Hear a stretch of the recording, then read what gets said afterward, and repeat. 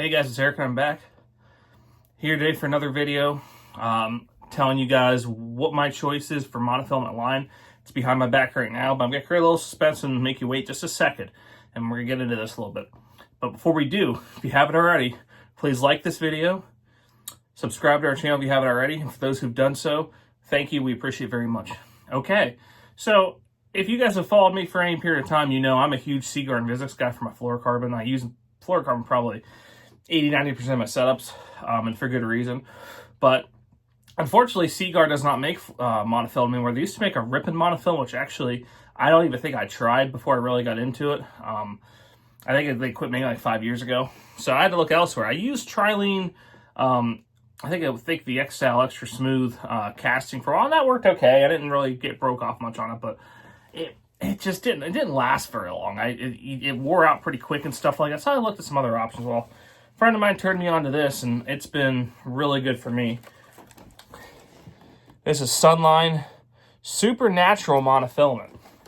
Now, there's a lot I like about this line.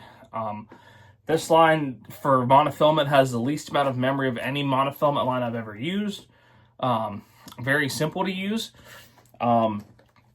Durable, and knock on wood, never had a fish break me off. It's strong. And here's the big thing. So here's just an example of what I use for backer line, just some cheap Trilene big game. Okay. Now this is 10-pound test. I don't know if you can see it pretty well. I think you can.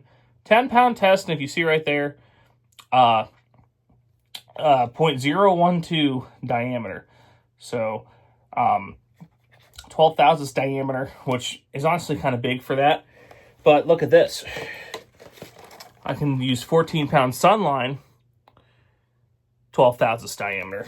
And if I want to go down to 12 pound, which I do, I'm down to 11 thousandths diameter, which isn't a huge difference, but you can tell the difference in these. Basically, for the 14, I'll throw my bigger wake baits and my bigger top waters on those. Those baits, they're pushing basically any baits over 3/4 of an ounce. That's what I'm throwing on 14. 12 is my bread and butter for my top water, or even like some cranking and wake baits and stuff. Like anything in that 3/8 to basically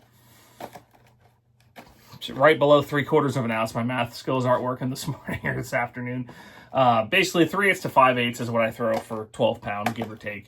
And they work really well. I also have a spool of 10 that I'll throw on a kind of my guest rod for spinning for like smaller top water, and it's still, this clear is still probably the least amount of visibility for clear. I'd still probably throw a fluoro leader on it, but if I had to fish straight mono, it would be this in the clear. Least amount of visibility, still stretchy, but not super stretchy, and very low line memory and low diameter. I mean, honestly, what more could you ask for in a monofilament line? If you haven't checked it out already, go online, check out Sunline Supernatural.